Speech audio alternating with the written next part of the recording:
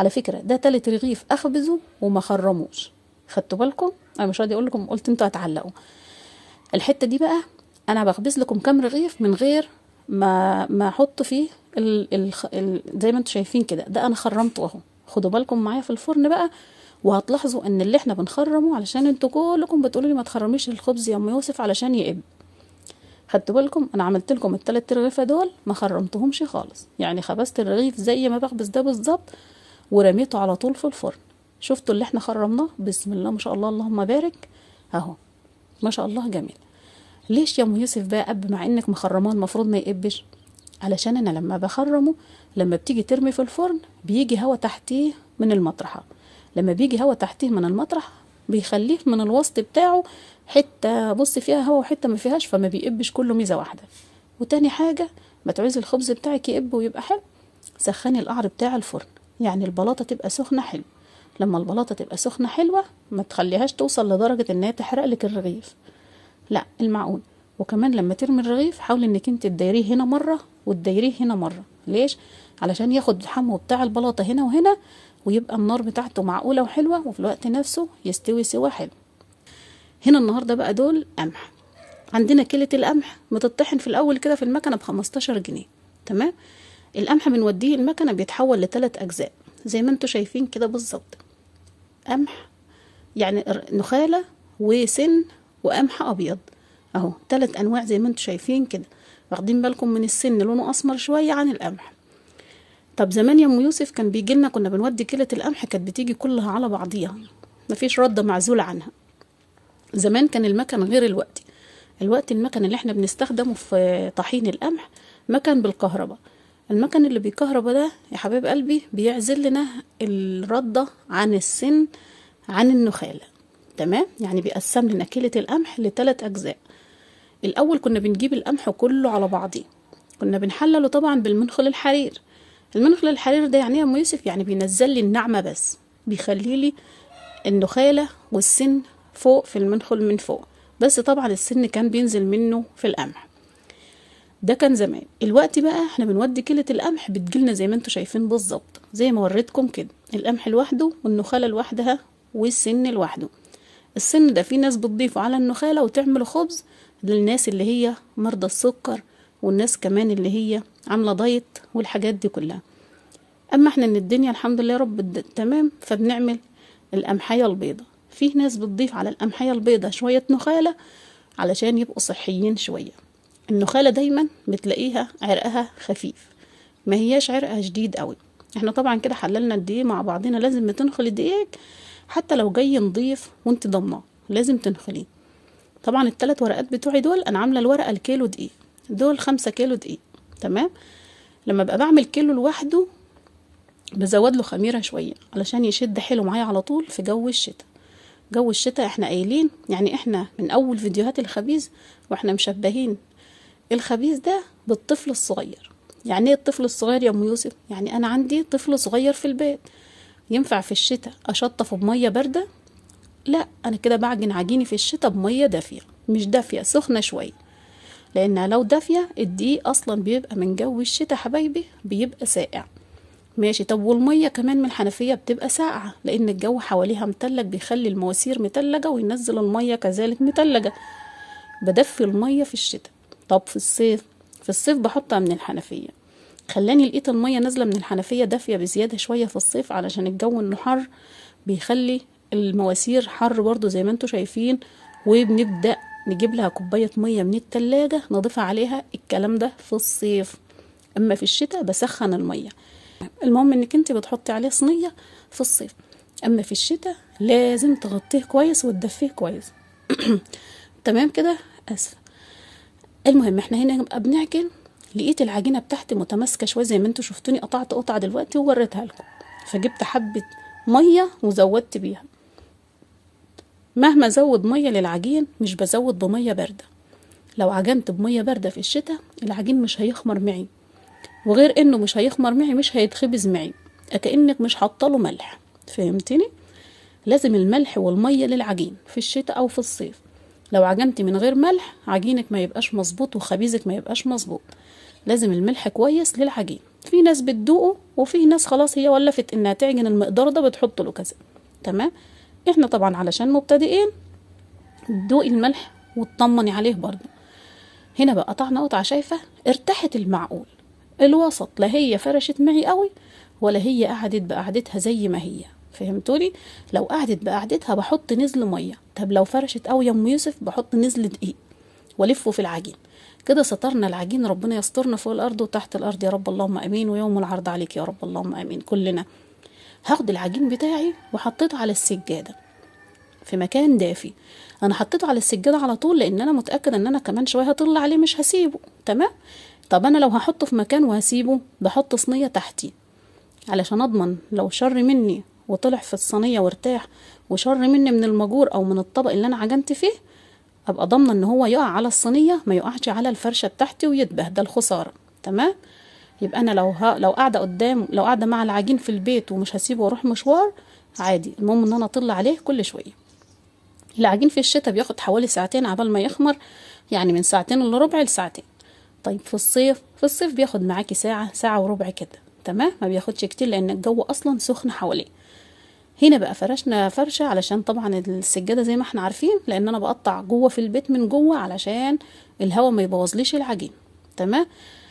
بفرش بقى فرشه زي ما انتم شايفين، وافرش على الصواني بتاعتي الرده بتاعتي او النخاله زي ما بتقولوا، وابدا اعدل صوانيه كلها والدنيا تبقى تمام، واجيب شويه زيت حلوين، واجيب طبق حلو، ونصلي على الحبيب. اللهم صل وسلم وزد وبارك عليك يا حبيبي يا رسول الله وعلى آلك وأصحابك أجمعين، اللهم آمين يا رب العالمين. هنا بقى جبت صينية تانية لأن عارفة أن المقدار بتاعي مش هياخد الصواني دول بس، ما شاء الله اللهم بارك، هم شوية حلوين وربنا يبارك لنا فيهم يا رب اللهم آمين. ببدأ شايفين أنا بوريكم أن النخالة طلع منها قمح. طب لو أنا فرشتها من غير ما ندخلها، القمح ده كان هيجي في العجين. تمام. أجي ياكل ألقى فيه قمحية سليمة، المكنة ما قرصتش عليه قوي طلعت فيه قمحية، مش مشكلة. المهم يا حبايبي هنا حطيت بقى شويه دقيق في الطبق زي ما انتم شايفين وبدات اقطع. طيب لو انا جيت اقطع يا ام يوسف ولقيت العجينه بتاعتي طريه في الطبق اعمل ايه؟ اقطع على طول؟ لا، لمي العجينه، هتلمي الطروف بس للوسط، ما هتدسيش فيها لجوه. انت هتلمي الحروف بس داير ما يدور كده، واحد واحد واحد كده من الاربع جناب، وهاتيهم في النص وابداي قطعي. طب ليش الحته دي يا ام يوسف؟ علشان خاطر بتزود لك في العجين عرق، تلاقيه نشف معاكي شويه، مش نشف مسك يعني. فهمتني؟ ما فيش مشاكل. كده بقى بدأنا نقطع. انا جبت لك الحته دي مش سريعه قوي وبرضه في الوقت نفسه مش بطيئه قوي علشان خاطر ما طولش عليك الفيديو، وفي الوقت نفسه ما حبيتش اسرعها قوي علشان خاطر انتوا بتقولوا لي ما بنلحقش نشوف ايدك رايحه فين وجايه منين. انا ببدأ اقطع، انا بقطع الوقت كبير لان انا خلاص اتعلمت. طيب واحده بقى لسه بتتعلم، قطعي القطعه صغنونه خالص واعجني كيلو واحد. احنا عاملين قبل كده فيديو الكيلو الواحد ما شاء الله اللهم بارك، كيلو دقيق زيرو.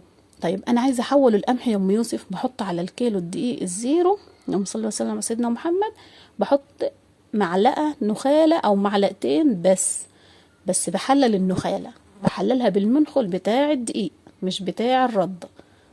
ماشي. اللي تنزل من المنخل ناعمه تحت بحط منها معلقتين على كيلو الدقيق الزيرو، بيحوله لي النسبه من القمح، وفي الوقت نفسه صحي وكويس لانه فيه نخاله.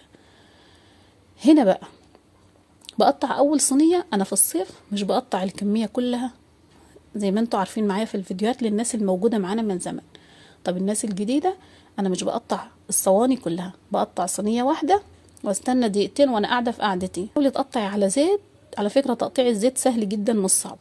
انا ببل ايدي اليمين حسب ما انت بتقطعي، برضو لو بتقطعي بايدك الشمال هتبلي بايدك اليمين زيت، واول ما تشيلي العجينه من الطبق حطيها في ايدك اللي فيها الزيت على طول، هتمسك معاكي وتاخدي وتدي فيها زي ما احنا بنعملها كده، بحيث ان انا بلفها في ايدي بحيث ان هي تبقى مدوره، علشان لما الرغيف تقطعيه مدور يتخبز معاكي مدور.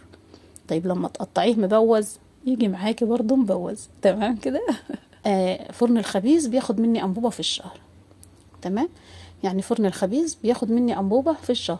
الانبوبه دي بقى عملت بط بحمر عليها، عملت فراخ بحمر عليها، عملت قرص بسوي عليها، عملت خبز، الكلام ده كله. نيجي هنا بقى للمعلمه دي. المعلمه دي بقى بتاعتنا اللي انا حبيت اوريها لكم، احنا قبل كده مورياكم ان احنا بنحط صامولة للفرن بتاع الخبيز، مش بنحط اكور. الاكور بيوطى وما بيخليش النار عالية.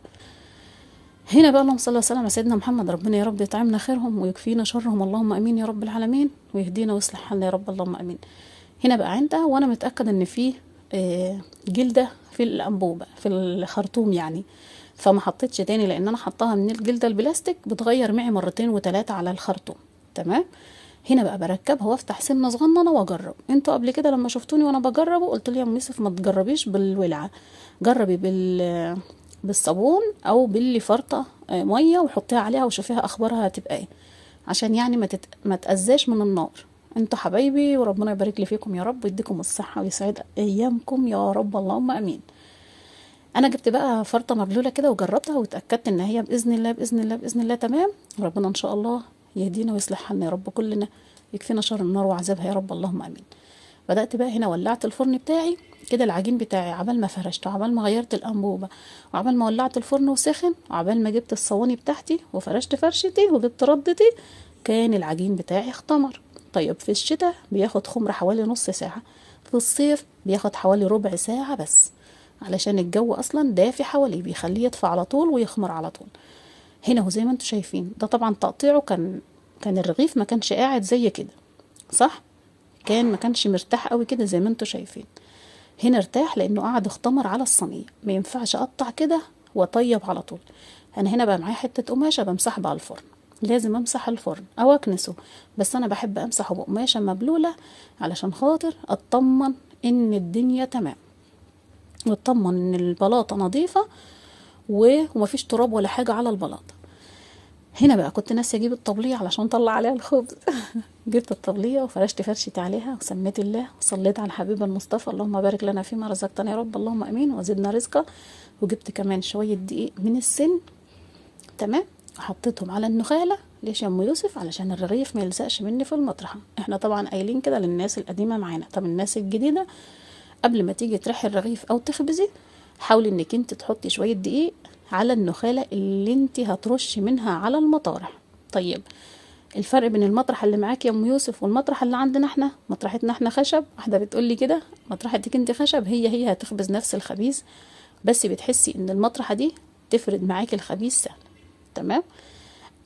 يعني حاولي تنزلي السوق وتسالي على اي معلم اللي هو بيعمل اقفاص وبيعمل مطارح للخبيز البتاو ومطارح للخبيز الخبز، وهتجيبي منه المطرحة. متهيألي المطرحة حوالي ب15 جنيه الكبيرة دي، والمطرحة الصغيرة ممكن ب10 جنيه. انا دول عندي يعني من زمان ما اشتريتش دلوقتي، في الحدود دي يعني.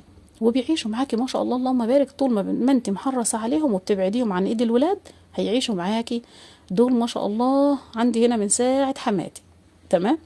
فدول يعني يا ربنا يبارك لك كده وحرص على حاجتك تعيش معاكي عمر تاني. انما لو جبتيها وسبتيها في ايد الولاد طبعا هيكسروها منك على طول ويكسروا الايد بتاعتها، واول ما كسروا الايد مش هتعرفي تخبزي بيها.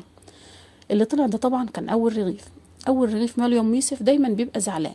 ليش؟ مش عارف، مع انه هو من نفس العجين بس ايه اللي بيحصل بقى؟ الفرن لسه ما سخنش قوي، وقعر البلاطه لسه ما سخنتش قوي، فالرغيف ما بيبقاش بحاله.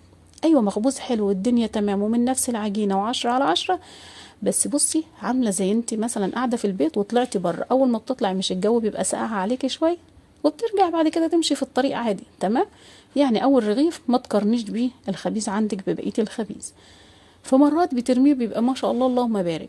علشان الرغيف يقب مني يا ام يوسف، عشان الرغيف يقب منك سخني الفرن كويس، يعني خلي الفرن النار بتاعته عاليه. تمام.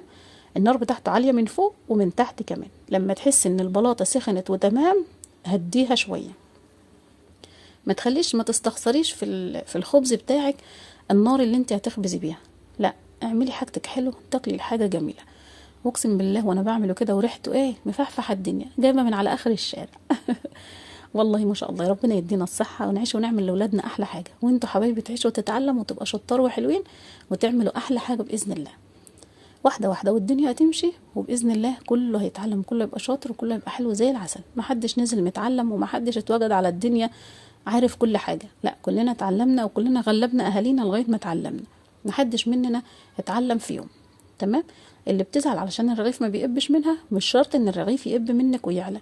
المهم ان الرغيف رحاه كله او شطحاه كله على المطرحه ميزه واحده، ما يكونش الوسط بتاعه رقيق والجوانب بتاعته تخينه. على فكره ده تالت رغيف اخبزه وما خرموش، خدتوا بالكم؟ انا مش راضي اقول لكم، قلت انتوا هتعلقوا. الحته دي بقى انا بخبز لكم كام رغيف من غير ما احط فيه زي ما انتوا شايفين كده، ده انا خرمته اهو. خدوا بالكم معايا في الفرن بقى، وهتلاحظوا ان اللي احنا بنخرمه علشان انتوا كلكم بتقولوا لي ما تخرميش الخبز يا ام يوسف علشان يقب. خدتوا بالكم؟ انا عملت لكم الثلاث رغيفه دول ما خرمتهمش خالص، يعني خبزت الرغيف زي ما بخبز ده بالظبط ورميته على طول في الفرن. شفتوا اللي احنا خرمناه؟ بسم الله ما شاء الله اللهم بارك اهو، ما شاء الله جميل. ليش يا ام يوسف بقى قب مع انك مخرماه المفروض ما يقبش؟ علشان انا لما بخرمه لما بتيجي ترمي في الفرن بيجي هوا تحتيه من المطرحه، لما بيجي هوا تحتيه من المطرح بيخليه من الوسط بتاعه حته بص فيها هوا وحته ما فيهاش، فما بيقبش كله ميزه واحده. وتاني حاجه ما تعوزي الخبز بتاعك يقب ويبقى حلو، سخني القعر بتاع الفرن، يعني البلاطه تبقى سخنه حلو. لما البلاطه تبقى سخنه حلوه ما تخليهاش توصل لدرجه ان هي تحرق لك الرغيف، لا المعقول. وكمان لما ترمي الرغيف حاولي انك انت تدايريه هنا مره وتدايريه هنا مره. ليش؟ علشان ياخد الحمو بتاع البلاطه هنا وهنا، ويبقى النار بتاعته معقوله وحلوه، وفي الوقت نفسه يستوي سوا حلو. يعني اللي احنا بنخرمه بيقب، واللي احنا ما بنغزوش بالعصايه ما بيقبش. خدتوا بالكم؟ لا انت بقى اعملي زي ما بقولك، واقسم بالله انا ما عمري ما هقولك على معلومه تضرك او تضلك او ما تخليكيش تتعلم الحاجه صح. ما شاء الله الخبز عندنا ابيض وجميل، ممكن ما هواش باين لك قوي، بس ما شاء الله اللهم بارك. اوريهولك في اخر الفيديو وانا بفرده علشان يبرد، علشان الناس اللي بتقول لي يا ام يوسف انت بتخبزي وبتحطي الخبيز على بعضيه وهيرجع يخمر منك تاني، يرجع يرد عجين. واحده ردت عليها وقالت لها لا احنا في الفلاحين كده بنطلع الخبز على بعضيه كده زي ما بتشوفي ام يوسف بتعمله، وبعد كده بعد ما بنخلص بنفرده. طيب ليش انا بتعرض لكده؟ لان انا لوحدي هنا في البيت. طيب لو معايا الولاد بياخدوا من عليا ويودوا جوه في مكان تاني، تمام؟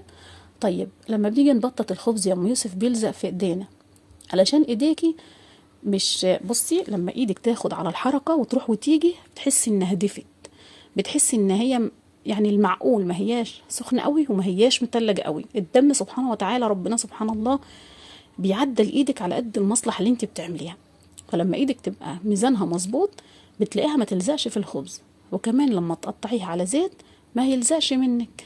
طيب انا بقى ما بحبش اقطع على زيت ممكن يعمل ريحه، لا عمره ما بيعمل ريحه ابدا في الخبز، طالما زيت نظيف مش مستخدماه قبل كده ما شاء الله بيبقى جميل.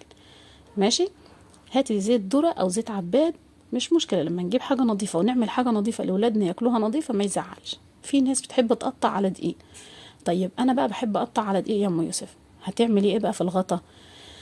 قطعي في الصاله جوه على جنب واقفلي الباب، دي اسهل حاجه تعمليها.